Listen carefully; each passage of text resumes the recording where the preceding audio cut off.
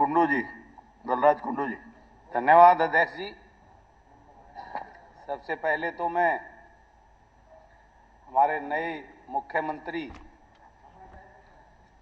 माननीय नायब सिंह सैनी जी को बधाई देता हूं हरियाणा प्रदेश का मुख्यमंत्री बनने पर।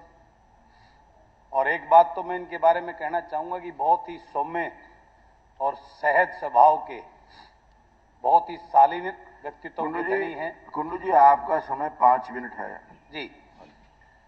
तो मैं बधाई देता हूं और एक बात कहना चाहता हूं कि बहुमत तो आपके पास है, 41 और 7 48 आपके पास पूर्ण बहुमत है।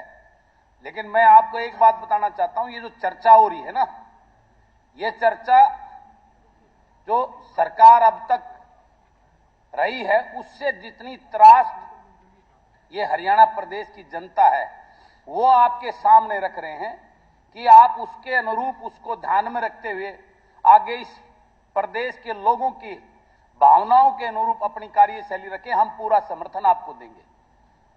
और अभी हमारे माननीय साथी मेरे भाई ने एक बात बोली, अंतरात्मा की बात।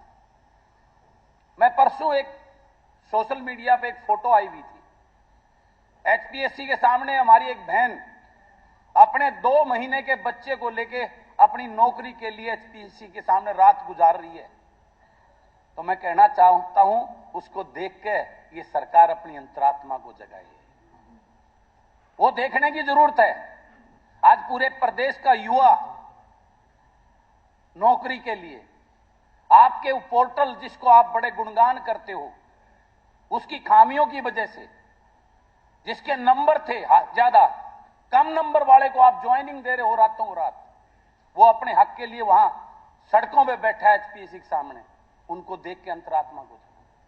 और मैं माननीय मुख्यमंत्री जी सदन के माध्यम से निवेदन करता हूं कि आप उनके साथ न्याय करने का काम करें।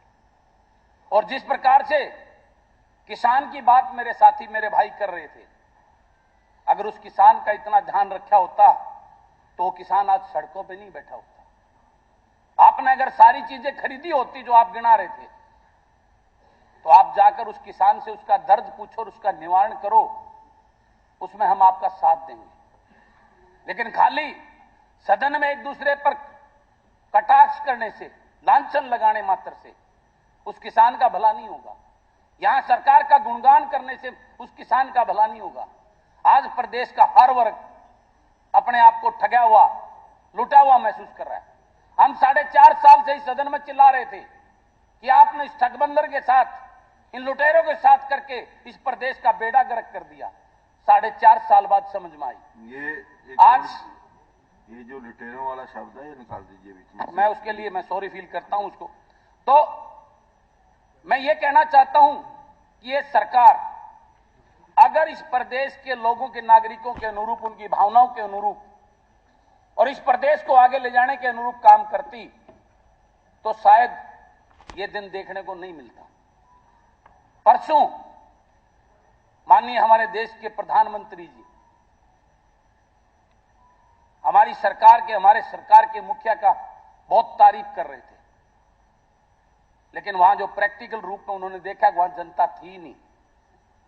प्रधानमंत्री जी इतनी बड़ी परियोजनाएं का उद्घाटन करने हमारे को सौगात देने के लिए आए थे इस प्रदेश को, लेकिन वहां जनता का रूप देखकर, जनता की वहां हाजिरी देखकर उनके समझ में आ गया कि ये सरकार जनता के अनुरूप काम नहीं कर रही है।